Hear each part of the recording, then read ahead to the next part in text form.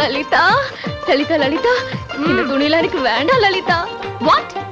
இப்படியே என்ன யாருக்கு பிடிச்சிருக்கோ அவங்களே நான் கல்யாணம் பண்ணிக்கிறேன். நீ இப்படியே இருந்தா எல்லாருக்கும் பிடிக்கும். ஐயோ, இப்படியேனா சேலையில யாருக்கு பிடிச்சிருக்கோ அவங்கள கல்யாணம் பண்ணிக்கிறேன்னு சொன்னேன். அதுக்கு 10 வருஷம் ஆகும். ஆகட்டும். ஆகட்டுமா? உனக்கு என்னமா போச்சு?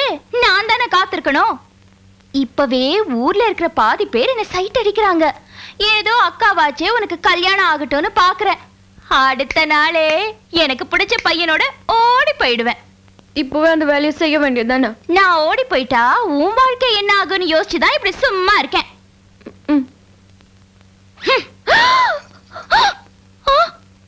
நீ எதுக்கு சர்? நான் இந்த சாரியை கட்டிக்க போறேன். எதுக்கு? இந்த 2 வருஷத்துல உன்னை பொண்ணு பார்க்க வந்தவங்கள எவனாவது ஒருத்த உன்னை பிடிச்சிருக்குன்னு சொன்னானா முழுசா போத்துக்கிட்டு தானே போய் நின்ன. சூப்பரா ட்ரெஸ் பண்ணிருந்த என்ன தானே சைட் அடிச்சாங்க. அதனால இந்த தடவை நான் போத்திக்கிறேன். சரியா? இது பாரு, ஏதோ நீ என்னை விட 2 வருஷம் முன்னாடி பிறந்ததுனால சும்மா இருக்கேன். உன்னை ஓவர்டேக் பண்ண முடியாத நிலைமையில இருக்கேன். ப்ளீஸ் வர்றவன இந்த தடவையாவது கல்யாணம் பண்ணிக்கமா. என் லைஃப் என்ஜாய் பண்ண விடுமா. நீ லைஃப்ல என்னத்தை என்ஜாய் பண்றேன்னு பாத்துக்கிட்டு தானே இருக்கேன்.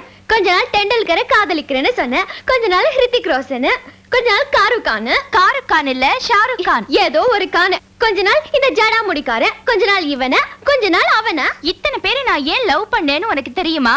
அவங்கள எவனோ ஒருத்தன் கிடைச்சான்னு வச்சுக்கோ, அவனை கல்யாணம் பண்ணிக்கிட்டு ஹாப்பியா லைஃப்ல செட்டில் ஆயிடுவேன். நீ ரொம்ப அசிங்கமா பேச ஆரம்பிச்சிட்ட.